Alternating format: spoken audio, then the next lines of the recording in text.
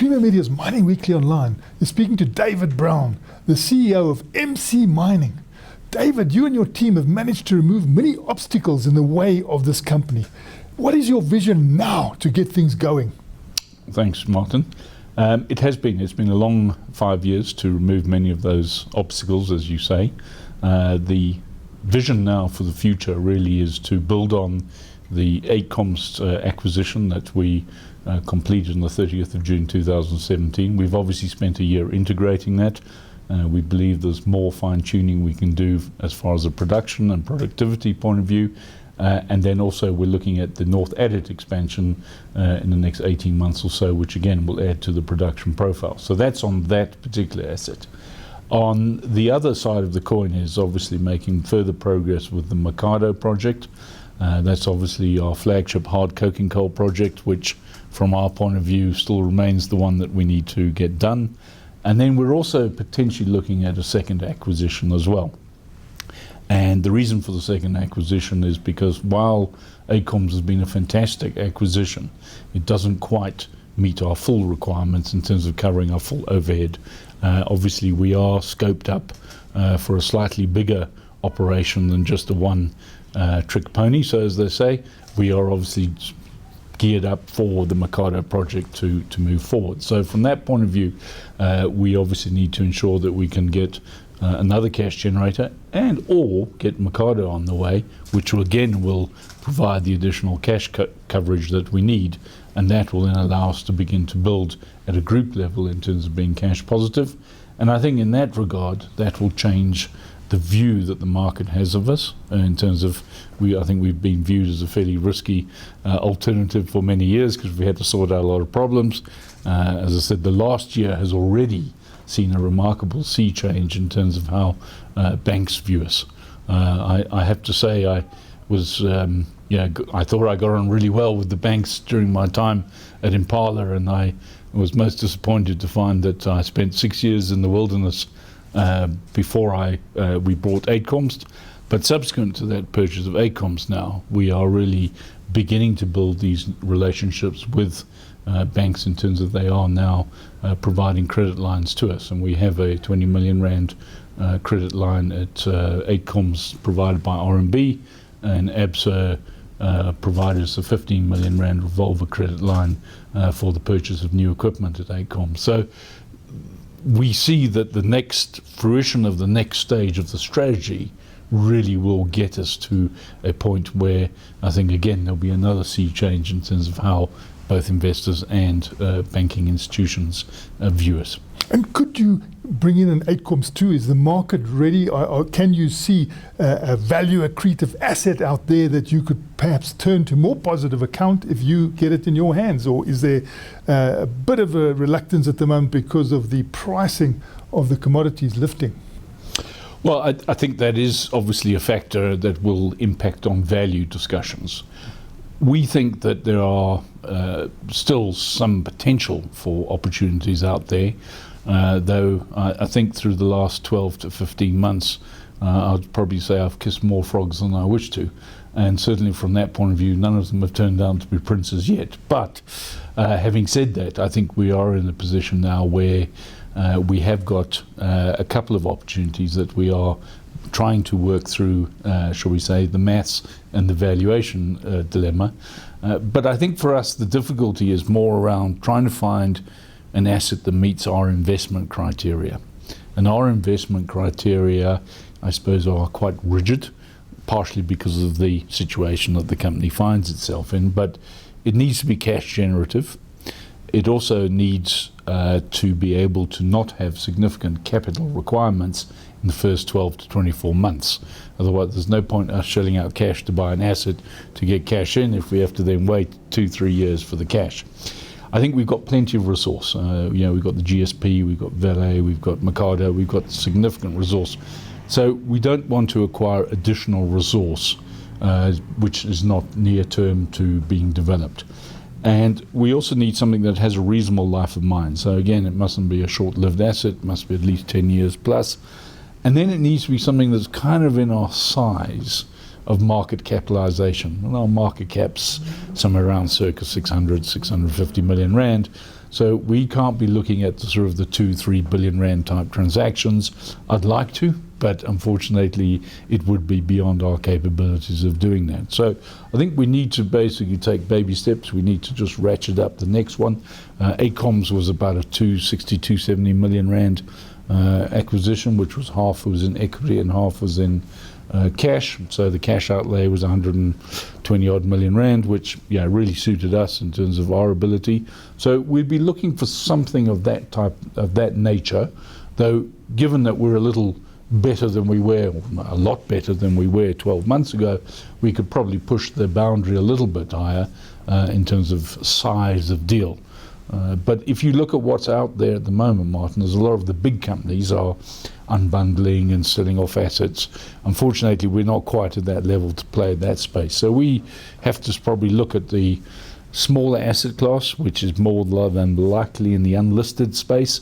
And so those are quite hard to ferret out. It's having spent most of my life in the platinum industry, it was, you knew where the reserves were, you know who the players were. Coal is a lot more fragmented, and there's a lot of small players who are in the unlisted space and fly somewhat under the radar. So it takes a little bit of time to ferret those out, but we're hopeful that we are still able to do something in that space. And it'd be great to see Makhado go ahead, a wonderful coking coal mine possibility there. What is holding it up? Well, at this stage, there are three areas. The first one is the access to the farms, Lucan and Salita.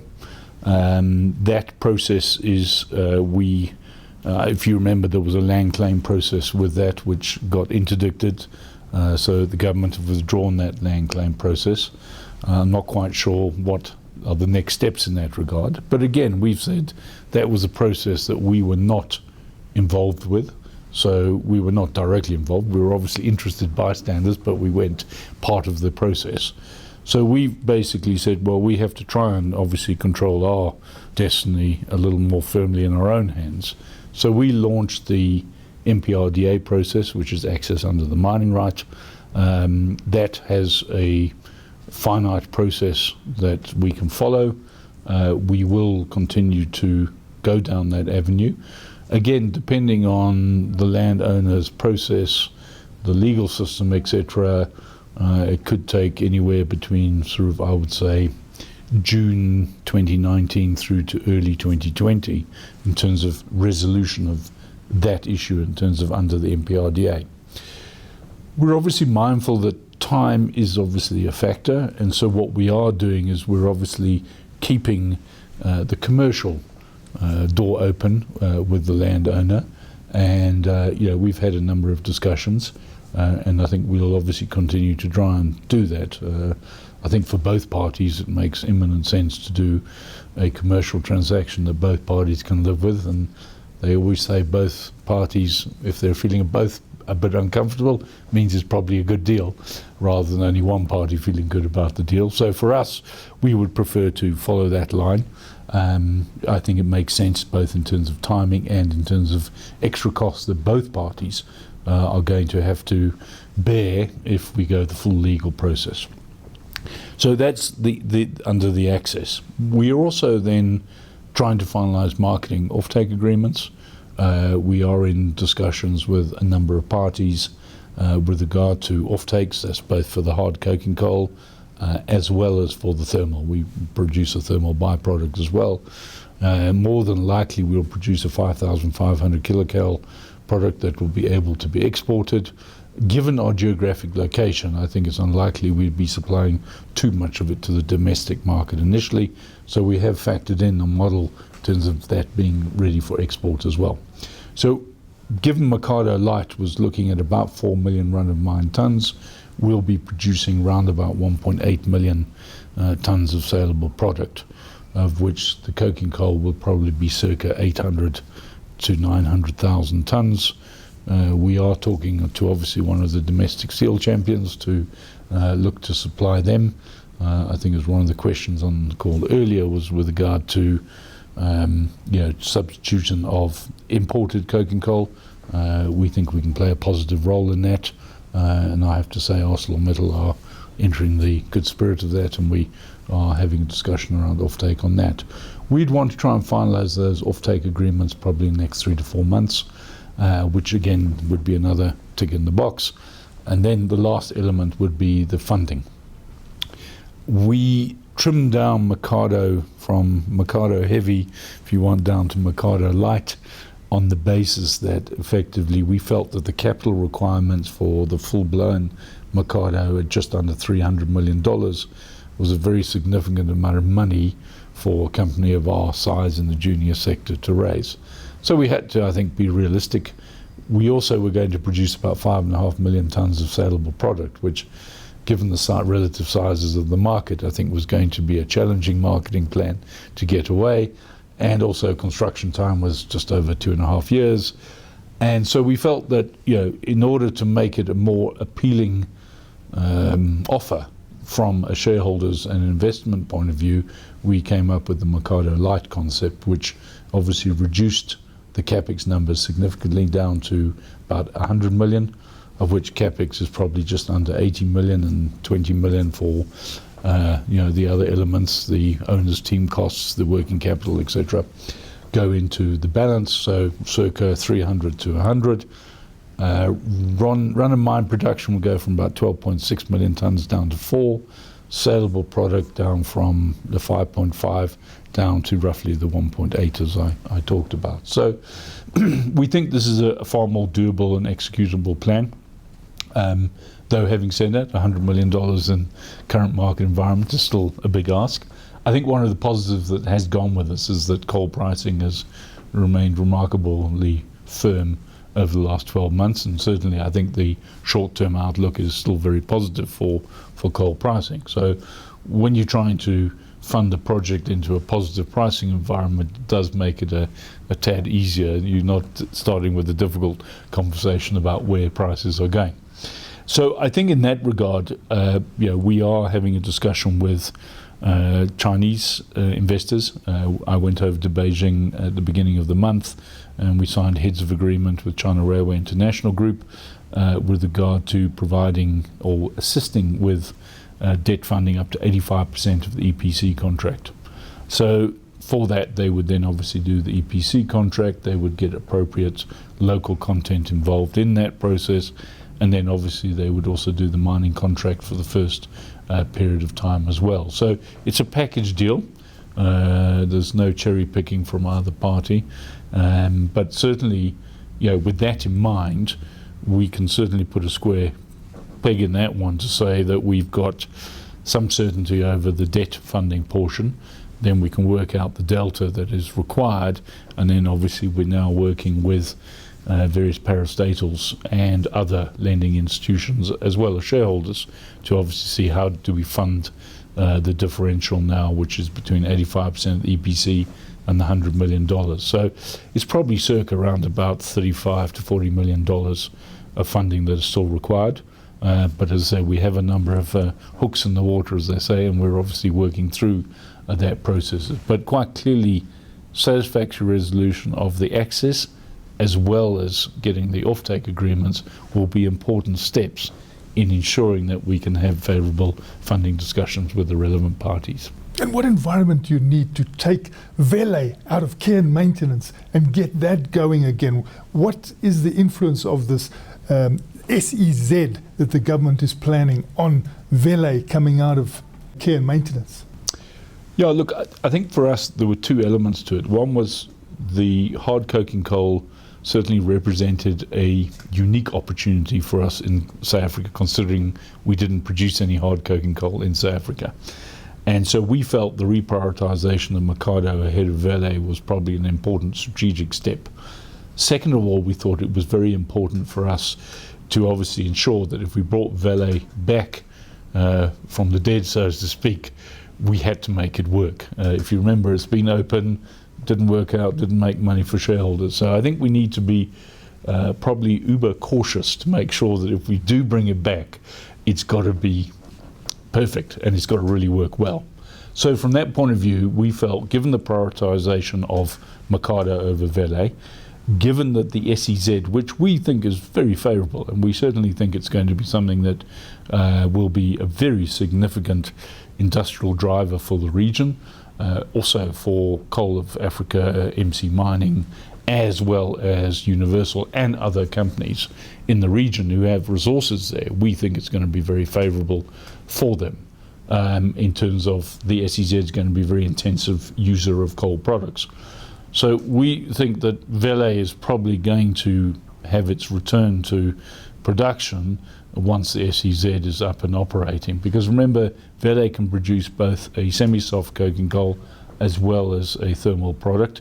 The thermal product, I think, would be ideal for if there's any power station requirements that they need, and the semi-soft certainly for the coking batch process that they want to put in place there. So we think overall, we think it's quite a good fit, but obviously it was the timing was the issue. And we think the SEZ is still some 3 to 5 years away to becoming a reality in terms of on-the-ground build. And given that, and the reprioritisation or prioritisation of Makhado, we felt Vele had to move out in terms of the timeline, probably 3 to 5 years as well. And hence that's why we impaired the asset in December of last year. And the President, Cyril Ramaphosa, came out with quite a strong economic recovery speech last Friday, in which he singled out mining as a potential driver for the South African economy. Today we also have Mining Charter 3 gazetted. Do you think that this gazetting and the actual finalization of Mining Charter 3 is going to assist you in actually carrying out your vision, or is it something that still has problems? Well, I think I'm going to say that obviously we released our results today, so I have to confess I haven't had time to examine all the mining charter elements in detail. But certainly just on an initial read of it, I think it is far more investor friendly than any of the versions that we have seen before. I certainly think the fact that the existing mining rights and operations that are operating are impacted in a small way, I think is positive. And so I think from that point of view, it does actually certainly give us an impetus in terms of creating an environment that creates more stability, more investor friendly, and certainly could aid and abet. Like all these things, I think you've got to spend a little bit of quiet time reading up the detail and make sure that it does uphold those principles. But certainly from the offset, on my initial read, it looks like it certainly could provide that help to Ramaphosa's process of moving forward. Yeah. And your shareholders have had to be very patient. Are those shareholders still committed? Who are your main shareholders? Well, I think we have 3 blocks. We have M&G, which is a large fund out of the UK. They're our single biggest shareholder. They're just a tad under 17%. We then have a Chinese state-owned enterprise who have been investors since 2012. They're around about 16%. And then we have, so we say, Chinese companies, but external private type companies that make up around about 20-25%. And I think they've all come in at various different times in the process. But without a doubt, it has been a frustrating time for shareholders, and certainly, trust me, that I'm a shareholder as well, so it's been as equally frustrating for me. And the fact that we have taken longer than we anticipated, I understand, obviously doesn't sit necessarily well with shareholders who are looking for instant returns. I think the difficulty with mining is a medium to long-term game. I think where the golden days of massive runs in share prices for mining companies, it certainly is not around at the moment. But certainly, I think from us, I think we're putting the first building blocks in place. As I said, we had to spend 3 to 4 years sorting out the wreckage that was Coal of Africa at the time. Obviously, we renamed it to MC Mining last year, and now moving forward, we have the Uitkomst acquisition, we have the sale of Mooiplaats, and certainly putting forward the Makhado project and or a second cash generator, I think will now jump us to the next stage. And I think once we get to that next stage, without a doubt, I think we'll see a significant re-rating potential for the company. And as I said, we're already seeing external parties view us differently even after this initial first step. So my hope, and certainly I know it will happen, is the next 12 months will be very crucial to helping to reward the long-suffering shareholders.